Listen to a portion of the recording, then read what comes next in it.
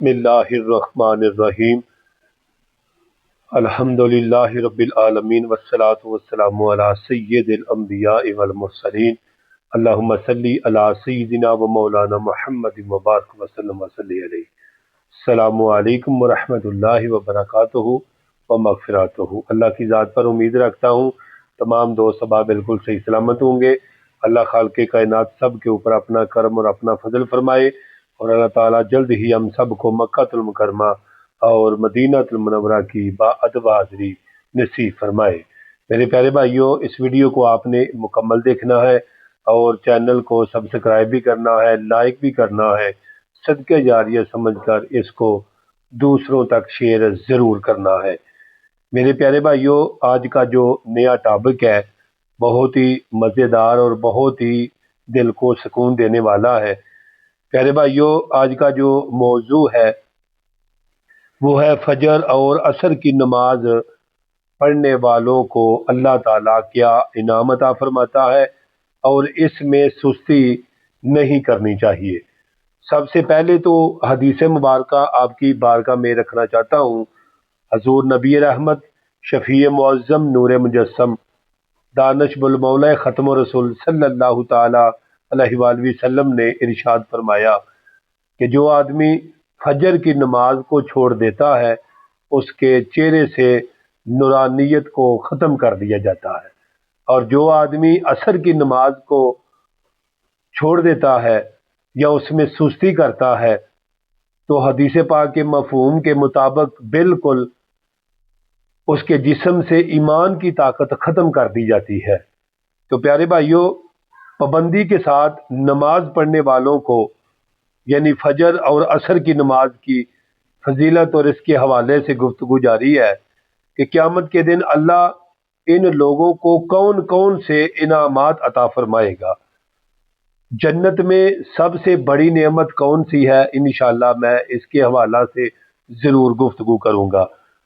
فرمایا کہ جنت میں سب سے بڑی نعمت صرف کھانے پینے کی نہیں، یا شادی بیاہ کی نہیں، یا دیگر کوئی اور انعام نہیں۔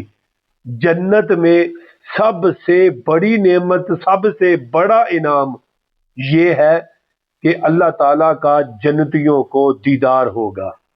اللہ تعالیٰ کا جنتیوں کو دیدار ہوگا۔ حضور علیہ السلام آپ کے فرمان کا مفہوم ہے۔ میرے آقا ایک دن غلاموں سے پوچھا، غلاموں یہ بتاؤ کہ یہ 14ویں چاند کا رات آپ دیکھ رہے ہو نا، کوئی مشکل تو نہیں ہے اس کے دیکھنے میں؟ تو غلام عرض کرنے لگے، یا رسول اللہ صلی اللہ علیہ وسلم بالکل نہیں۔ تو میرے آقا نے فرمایا اسی طرح تم جنت میں رب کا دیدار کرو گے، جنت میں رب کا دیدار کرو گے۔ تو فرمایا کہ اگر تم یہ خواہش دیدار کی پوری کرنا چاہتے ہو تو پھر نماز فجر، نماز عصر کی اس میں سستی نہ کرنا، اس کو کبھی چھوڑنا نہ، اس میں بالکل پابندی کرنا، ورنہ خدا ناراض ہو جائے گا۔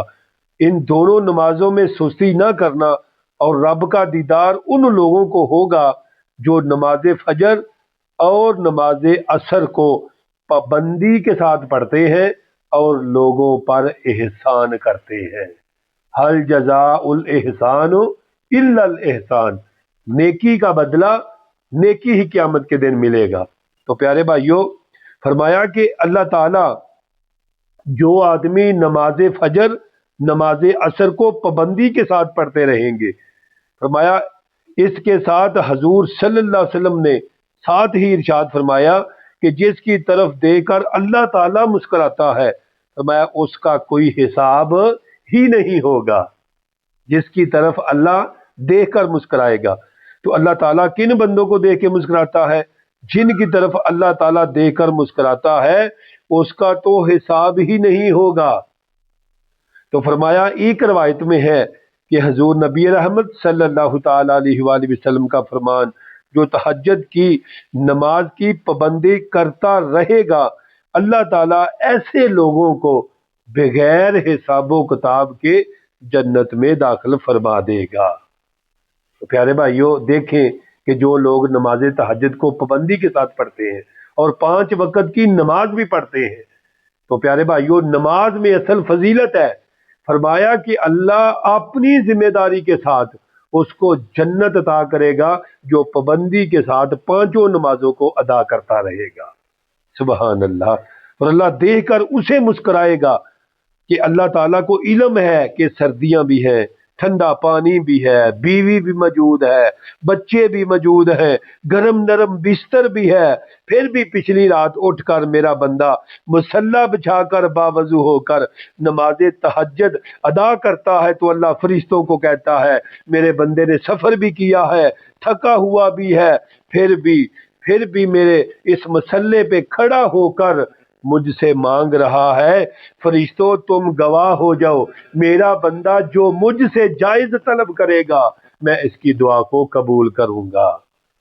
فرمایا یہ میری محبت میں نماز پڑھ رہا ہے، یہ دعا کیا کرو۔ میرے آقا فرماتے ہیں کہ یہ دعا کیا کرو، اے اللہ مجھے ان بندوں میں شامل فرما جن کو تو نے اپنا دن میں 2 دفعہ دیدار نصیب کرے گا۔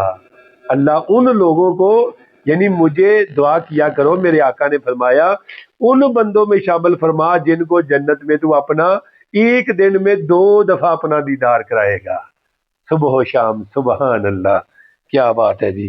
فرمایا اللہ دنیا کی محبت میرے دل سے نکال دے، اللہ مجھے اپنے بندوں میں شامل فرما، ان بندوں میں شامل فرما جو تیرے دیدار کا شوق رکھتے ہیں، جو تیرے دیدار کا، وہ موت سے تو ڈرتے ہی نہیں ہیں، وہ تو اللہ کے دیدار کا انتظار کرتے ہیں۔